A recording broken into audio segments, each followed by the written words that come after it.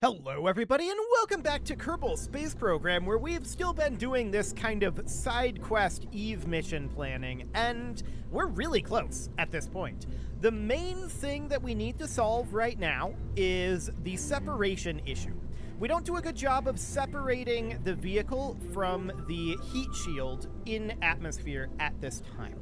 Now that might be fine if we just wait until 10 kilometers. Maybe? I'm not 100% certain if that would be fine or not. We should probably test that before we start, stacking on Sepatrons, shouldn't we? So let's go ahead and do this. We'll wait until we're at about 10 kilometers, and then we'll try the separation and see if our jet engine is capable of pulling us apart at that altitude. I would hope it's capable of it. We'll find out.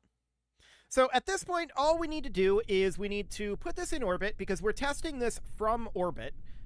And I think it really, really does have to be tested from orbit right now to be as realistic as possible in terms... This is Kerbal. Hang on. Realistic as possible in terms of the... Yeah, we need to do that, and we need to also turn on infinite propellant for now. So that'll be fine. Clear our input blocker and go to orbital retrograde. Okay, so we did go for a pretty hefty burn last time. Right, we're not on the correct control point. There we go. Okay, now I think we're properly set up for this test. We need to activate this engine, and then let's bring ourselves down. We were being very aggressive with this re-entry, and it was fine. So that's absolutely wonderful. This does not require much DV at all to bring this thing down, and that's a really good sign. Okay, that'll do. So now we're going to jettison this decoupler. We're going to inflate this heat shield, and we warp. So this is going to bring us down to the atmosphere. We're going to reorient from here and just going to physics warp from here. Excellent. So all of our horizontal speed is going to be bled off by our heat shield, and that's absolutely wonderful. I'm keeping an eye on that heat gauge, but it should not be an issue. It was not an issue in previous testing, and it didn't even get close to being an issue in previous testing. So this sounds good. If we're not able to get separated from the heat shield at about 10 kilometers, then we need to be thinking about separation mechanisms at that point. But the question now is simply, is a separation mechanism even necessary for this? So this should now be in surface velocity minus. There we go. That'll be fine. And we're just going to continue to go down here. So as of right now, we're just waiting until we get down to a reasonable altitude, right? We're currently over shallows, which is intriguing for sure. We need to make sure that this ends up being a splashdown, but because this is a plane design, that shouldn't be a problem. And because we have functionally infinite fuel on this thing, that should not be a problem at all. In fact, we're going to have infinite fuel because we have to have infinite fuel turned on because of our oxidizer situation, our fake oxidizer situation. So we technically have infinite fuel, but we have about 12 hours worth of fuel in this thing we calculated, so that's not a concern. So as you can see, we're moving very slowly at this point. We're still about 20 kilometers up,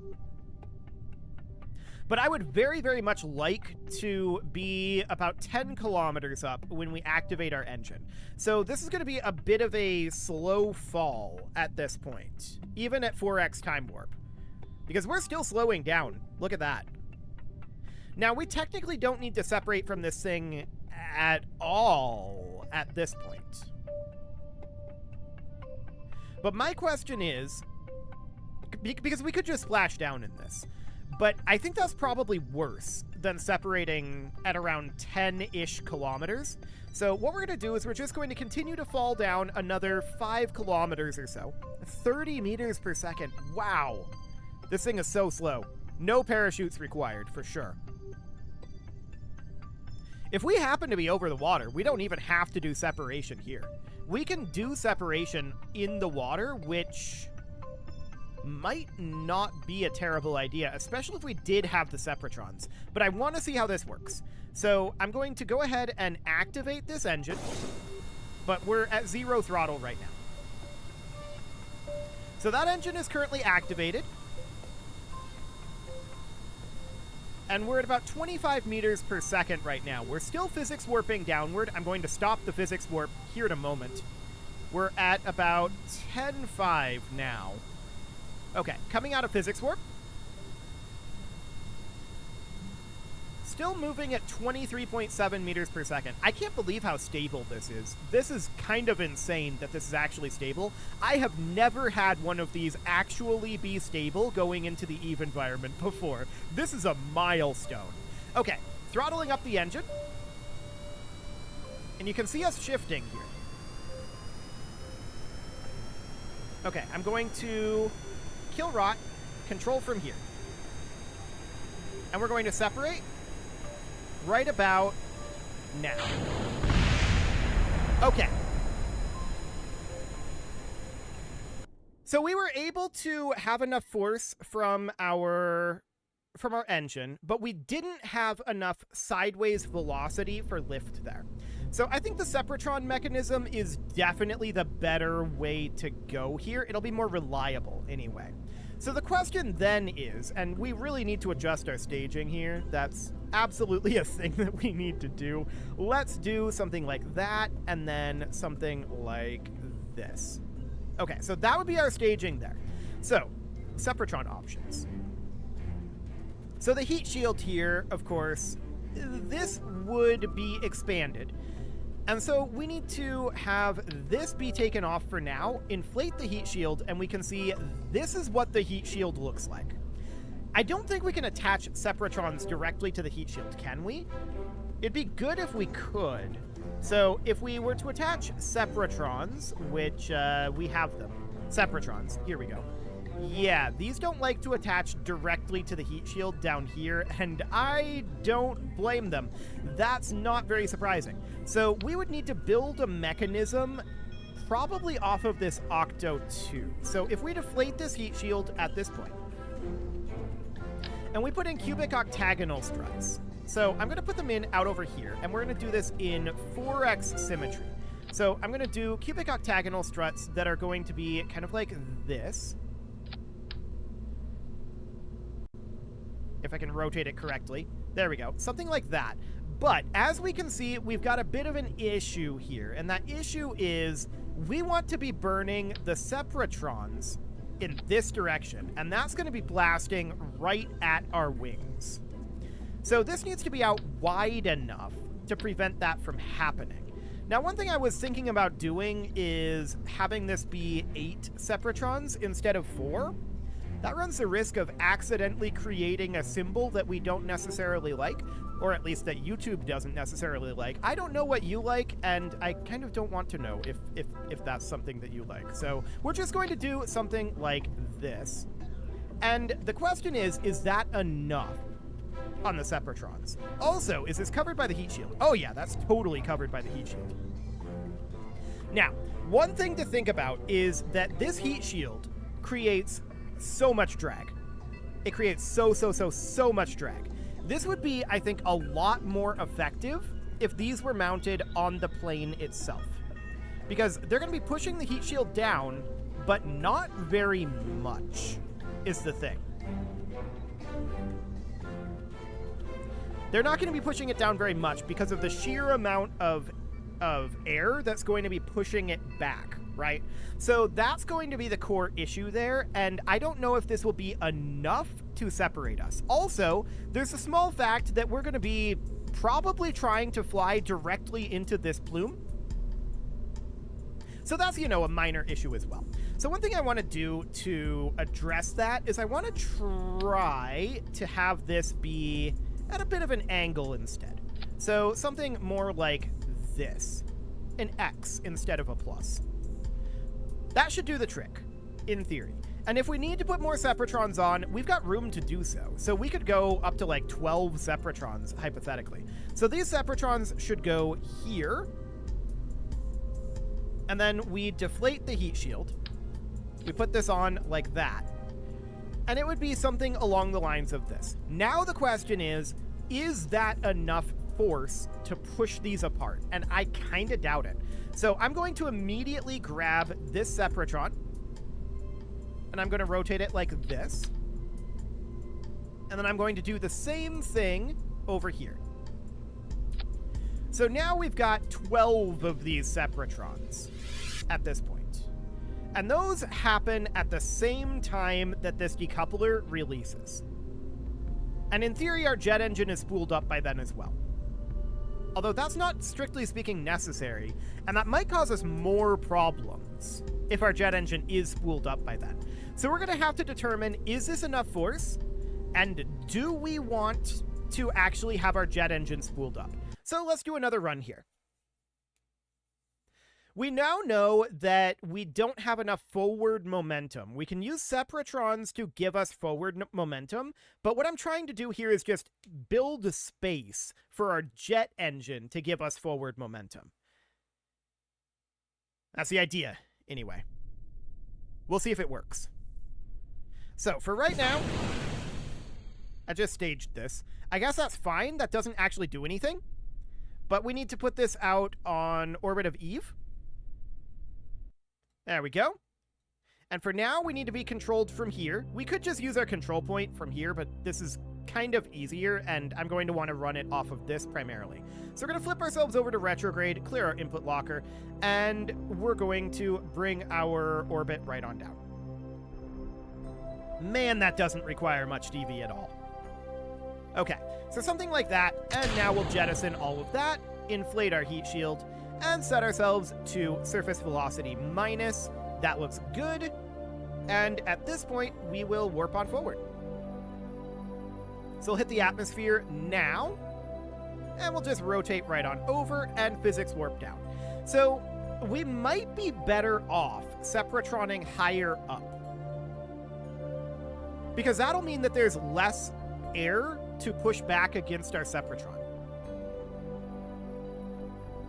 So that's interesting. We definitely need to wait until we're going slowly enough, which is not terribly slow, to be honest. So if we try this separation higher up at this point, that's probably better.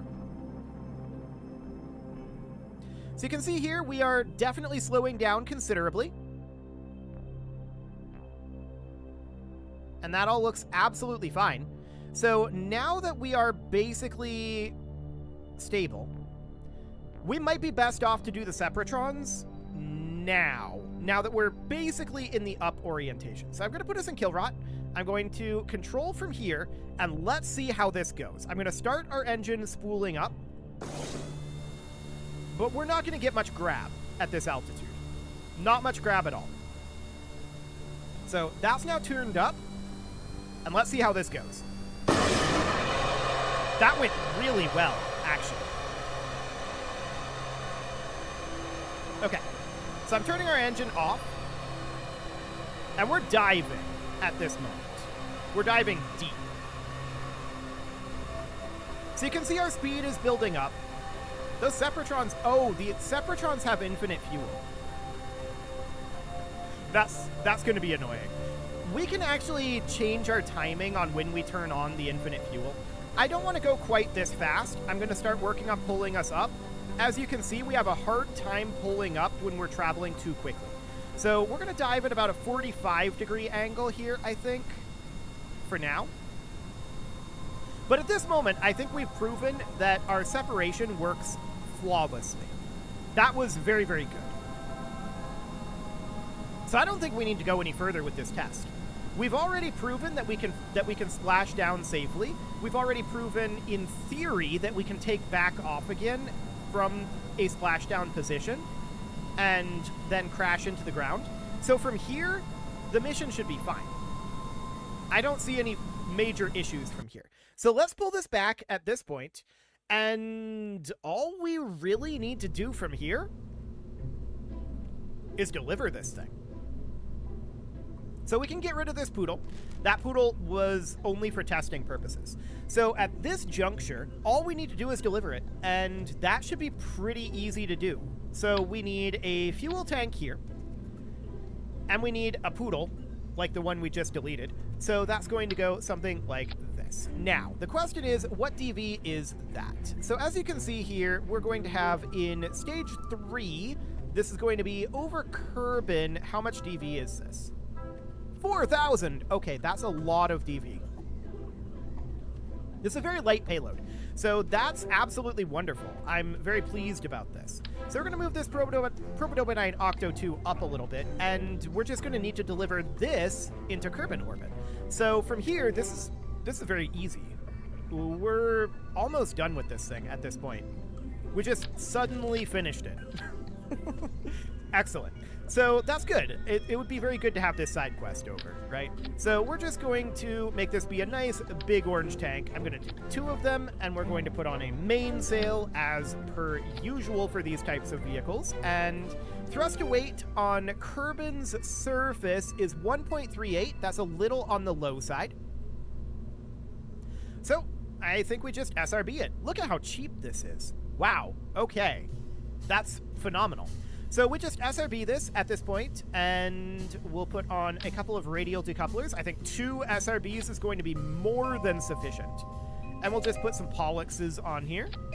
Beautiful. And of course, we will put some roundified fuel tanks on top. That is not the size we're looking for. That is the size we're looking for. So just bring this right on down like so. Do we want to use a fairing for lifting this? To be honest, it's probably a good idea to use a fairing. So we could definitely do a fairing here, and that would be a 2.5 meter fairing like that. We could have it be something kind of like, it's going to need to be a little bit wider.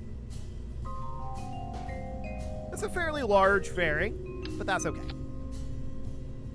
So it'll end up being something like that. We'll need to put on some struts, like so.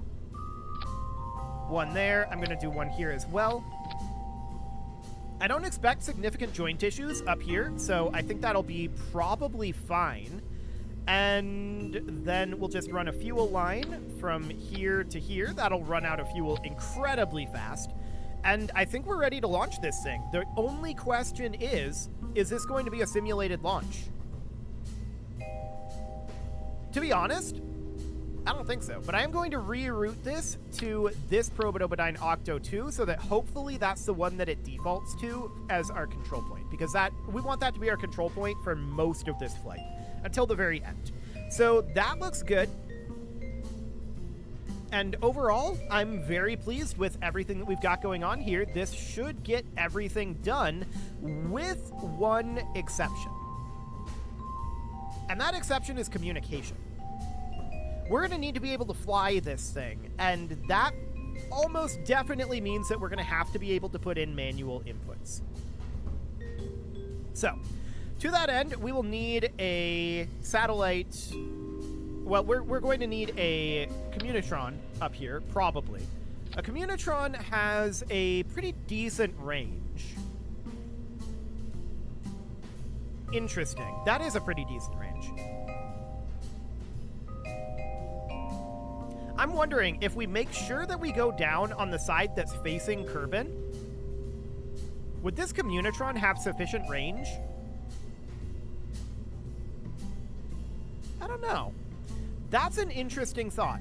And we probably want some sort of solar panels on the spacecraft portion of this as well. That's definitely going to be a necessity. I'm thinking, like, we don't need much. I'm thinking maybe, like, these guys, 10Zs. So if we extend those, it looks like that. That's probably enough, although we might want to have 4 of them just to be safe. Maybe we're in a bad orientation. So something kind of like that. As you can see, that's actually quite expensive. These are 1,200 each. That's a decent chunk of money. So at this point, we need to test this Communitron. So let's put this out on the pad. This is going to be one final simulation here because we just need to know that we're going to have the ability to communicate with this. But on the way down, that Communitron could easily be destroyed by the wind So that's going to be a problem as well. We're going to need to be able to deploy and undeploy that communitron. That pretty much means we need to have a communication satellite, doesn't it? Communications are going to be a challenge here. Yeah. Because I'm 95% certain that we can't deploy the antenna if we don't have a signal. Let's find out. So we're just going to set our orbit around Eve. There we go. That'll be fine. And I'm just going to deploy this fairing for now. And we're going to see, we have no connection right now. We can extend this. Okay, so we can extend the antenna when we don't have a connection. That's a good sign. Now what we need to check is where we are relative to Kerbal. So we can see Kerbal is over on the far side over here. So if we were to warp over to the apoapsis, now we have a full connection. So we don't need a communication satellite as long as we make sure that we're coming down on a side that has line of sight to Kerbal. So that's fine. That means that we don't need a communication satellite. We can furl this antenna when we go down. And then once we're slow enough that that antenna will hopefully not be ripped apart, then we'll be fine. So this is going to be coming down on the dark side right now, and we're not going to want to do that later on. But I'm going to decouple here, and we're going to run one more test. So what we're going to do is we're going to position ourselves to orbital retrograde, and as you can see, we're turning a lot more slowly, which isn't at all surprising. And we should have plenty of power right now. We haven't extended our solar panels, but we're not eating electric charge at this moment. That's interesting. Do we have infinite electricity on? No, we don't. I guess we were just coasting.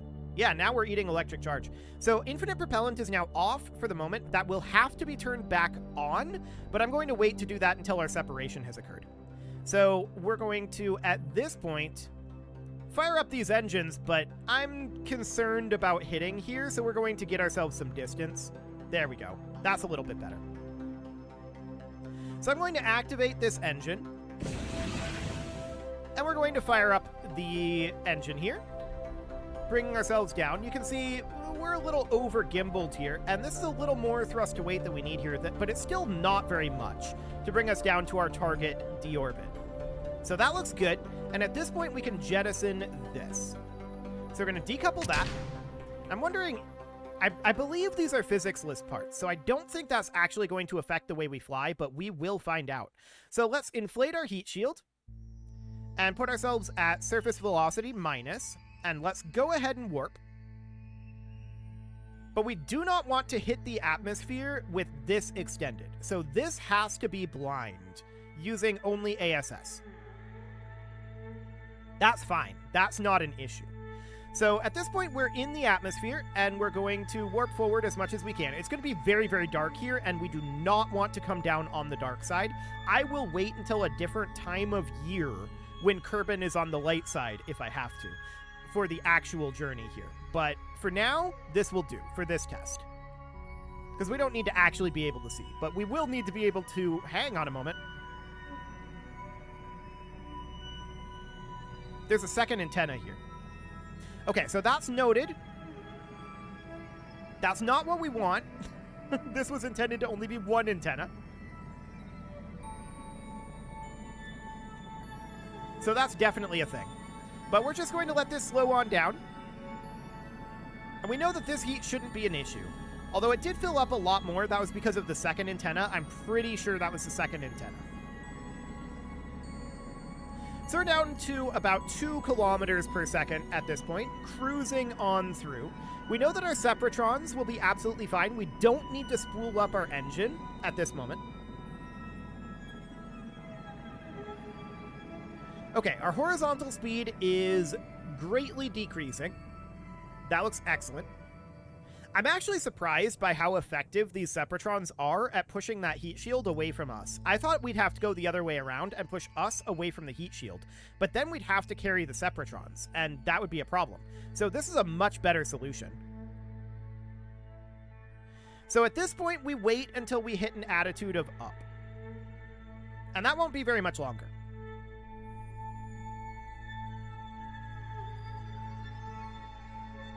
So we're almost to up at this point. We can see we're definitely getting there. Our horizontal speed is nearly all gone. And we're stuck with just vertical speed. Now, if we wait until lower in the atmosphere to activate these Sepatrons, I absolutely expect them to be less effective. So that's absolutely a consideration here.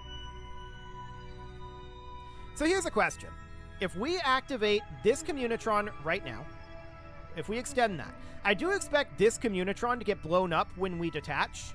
We'll see what happens with that. That might cause some physics issues. This Communitron is not intended to be here. So that's good that we found that.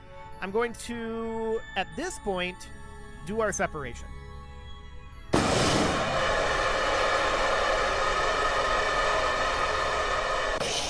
Okay. So let's put this in kill rot, making sure that we're controlling from here. Okay, and I want to rotate us around to be out over this way. There we go. And the question is, at what speed does this antenna break? And that's the answer. So the antenna breaks pretty early on, and we wouldn't want to deploy it at this point, probably. We'd probably just want to be in kill rot. My question is, we have this secondary antenna here, right? And we can use that for testing. We now know that this breaks at like 250, and that's absolutely understood. So at this point, we're in this basically downward dive, right? And we can see our altitude here. We can't really see the ground, but we can see our altitude. And if we take ourselves to horizontal velocity up, that'll pull us out of this dive. So we're just diving for the moment, and we want to dive until such a time as... Actually, look at that surface speed.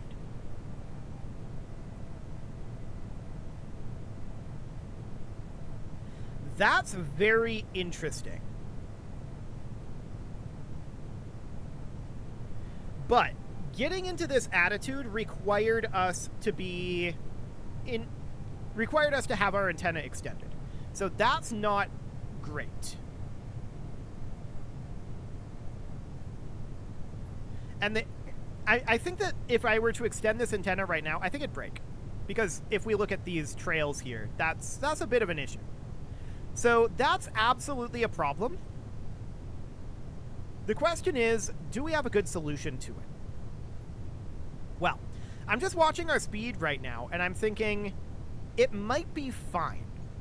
Obviously, this antenna being on the bottom side is going to be a big problem for us when we do our splashdown, but for the moment, this might be fine. I'm going to take us to horizontal velocity up at 5 kilometers here, and we're going to see how that works without any comms. No manual flying here. It's just this. All we've got is smart ASS. So we need to drop our speed considerably, and in order to do that, well, for the time being, this is fine. We're still 5 kilometers up right now. We're over the Explodium Sea, so that's a good sign. Okay, I'm going to take us to...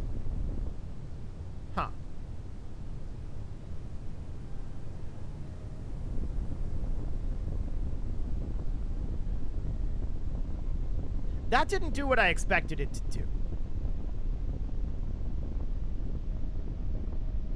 Deployment would destroy part. Okay, so that's good to know.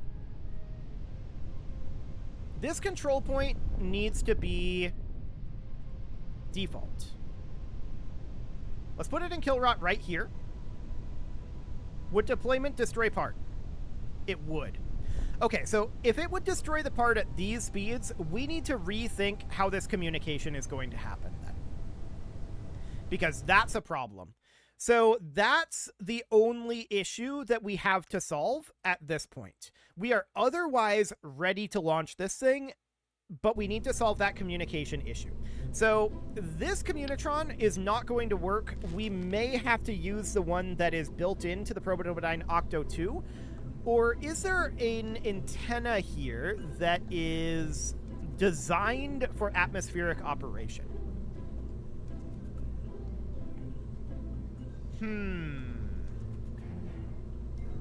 Rated for 3,000 kilopascals of dynamic pressure. If we compare that to this, that is the same amount. So we can check all of these and see if there's anything that's rated for a much higher amount of dynamic pressure.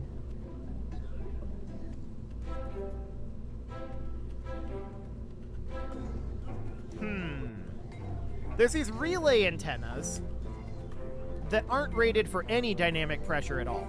So that's definitely noted. We'll have to find a solution for that, and maybe we'll have to stow it inside of a bay or something, but that'll throw off our weight. I'll have to think about it. For now, it's time to put a cut in here, so I'm going to go ahead and do that, and next episode, we're going to see how this ends up getting solved. That'll be interesting. It might be a communication satellite thing. It might end up being a solution that is a little more complicated. We'll see. You can leave your offerings to the engagement gods in the form of likes, comments, subscribes, and bell ringings, and a very special thank you to all of the channel members for making this video possible, including ALS Gamer, Dark Horse, Ethan Feldman, Aurelio, Upper Cumberland Gamers, Nick Smarty, Dimitri H, Punching the Microphone, The Lounge STL, and all the rest. And of course, you. Thank you for watching. If you'd like to support the channel, you can click the join button down below the video, and as always, I will see you all next time.